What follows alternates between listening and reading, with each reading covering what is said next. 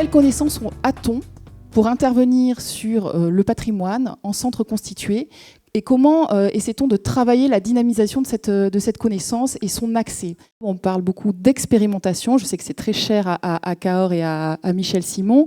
Donc je propose que Gilles Escadéas puisse présenter voilà, c'est les projets en cours. Vous vous caractérisez par cette volonté de faire de la recherche, mais de la recherche appliquée, concrète, avec des vrais débouchés.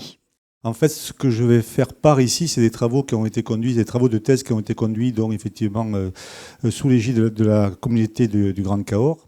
Et nous, on est rentré directement dans ce projet qui est le projet NRPAT avec le démarrage de la thèse de Sophie Claude donc, en 2015. Les objectifs un peu plus, on va dire, particuliers de la thèse, c'était déjà de bâtir toute une série de bases de données sur les matériaux, que ce soit des matériaux du bâti ancien ou les écomatériaux, ce qu'on appelle plus particulièrement les matériaux biosourcés. C'était bien sûr d'essayer de définir tous les risques liés donc, à la réhabilitation par l'intérieur, dans la rénovation par l'intérieur, entre autres les risques liés à l'humidité. La plupart des villes anciennes et historiques se traduisent par un bâti relativement dense avec des rues étroites et qui posent des problématiques, effectivement, entre autres sur les parties rénovation. Nous avons retenu 2 familles de bâtiments, et des familles pans de bois et des familles, effectivement, de briques massives classiques avec des murs qui pouvaient faire 40 cm d'épaisseur. Ce qui nous intéresse, c'est de savoir si les solutions que l'on propose, elles sont saines, confortables et durables.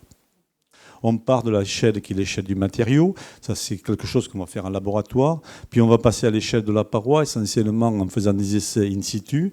Et puis on va passer à la 3e échelle, effectivement, qui est l'échelle qui nous intéresse, qui est l'échelle de la ville. Donc une fois qu'on a défini ces différentes échelles, on va en arriver aux outils. Donc ce sont des outils classiques, là aussi, qui sont des outils de caractérisation en laboratoire, conductivité thermique, hygrométrie, des mesures in situ. Au niveau de la paroi et au niveau de la pièce, nous avons 2 appartements qui ont été entièrement équipés, qui sont toujours équipés. Donc ensuite, après la rénovation thermique. Le parti pris dès le départ, c'est un peu ma spécialité, ce sont les matériaux biosourcés, toujours pour favoriser donc, effectivement les filières courtes, c'est-à-dire le chanvre qu'on pouvait retrouver localement avec les agriculteurs et de la chaux qu'on peut trouver aussi localement. Et donc là, ça a été fait entre autres avec les étudiants, les élèves de la Chambre des métiers du Lot, qui eux-mêmes, donc en septembre 2016, ont fait directement du béton chaud chanvre banché. Vous avez ici, avant rénovation, que ce soit le pan de bois ou la brique. Donc là, on va retrouver déjà des particularités. C'est qu'effectivement, au niveau du pan de bois, c'est moins bon qu'au niveau de la brique.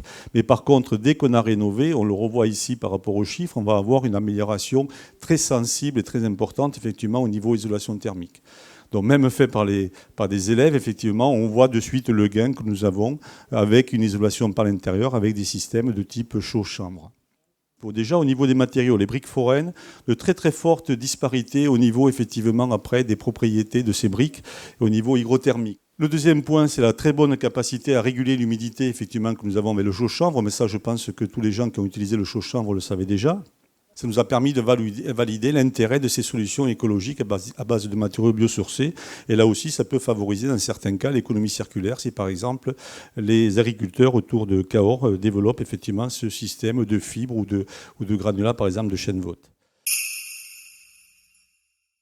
Le comportement de ce bâti traditionnel, d'un point de vue énergétique, il est quasiment identique au comportement du bâti post-1975, qui est la date à laquelle on commence à prendre des premières mesures de réglementation thermique sur le patrimoine, sur les constructions françaises.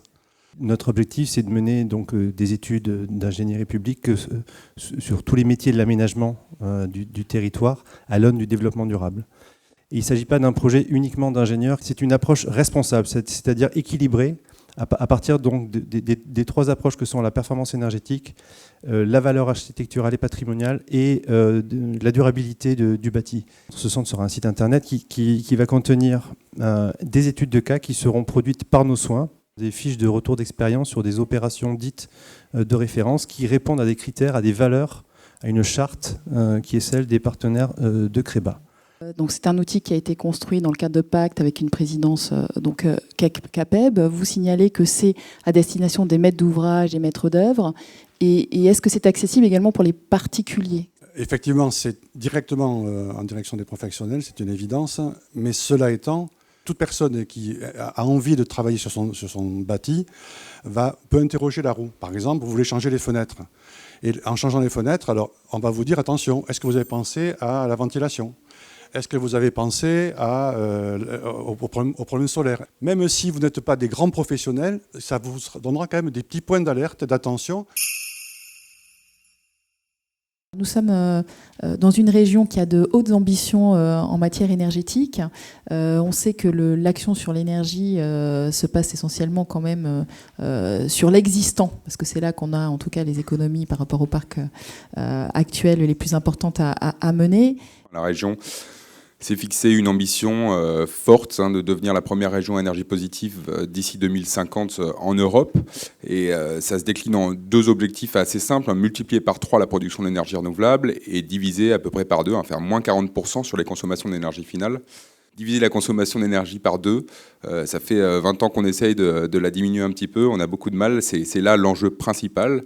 Et ça se fait sur 2 axes, la mobilité et le bâti. La région a décidé donc de créer une agence dédiée, qui est donc l'Agence régionale de l'énergie et du climat, qui se veut vraiment l'outil opérationnel de la région pour accompagner cette stratégie et ce scénario, avec la volonté d'être un partenaire privilégié des collectivités en particulier, parce que les choses se passent au niveau des collectivités, des EPCI. Elle se décline en 3 départements, toute une partie stratégie énergétique territoriale qui est vraiment un partenaire, conseil auprès des collectivités. On les accompagne en particulier sur les plans climat, air, énergie, territoire aujourd'hui. Une brique développement, participation, innovation, qui est un outil extrêmement opérationnel qu'on veut pousser dans les partenariats avec les collectivités. C'est un fonds d'investissement, si on dit les choses très clairement, qui aura la capacité d'investir en fonds propres dans des projets de production d'énergie renouvelable en particulier, dans des projets d'efficacité énergétique. Et la 3e brique a vocation à accompagner les ménages, les particuliers, dans les opérations de rénovation énergétique des logements. Et il y a aussi un enjeu très fort à aller vers de l'innovation technologique pour tirer les coûts vers le bas, encore dans l'idée de permettre un meilleur équilibre des plans financiers et de permettre d'engager davantage de ménages, encore une fois, dans ces opérations qui sont nécessaires pour atteindre les objectifs de transition énergétique qu'on a au niveau régional, mais aussi au niveau national et au niveau européen, bien évidemment.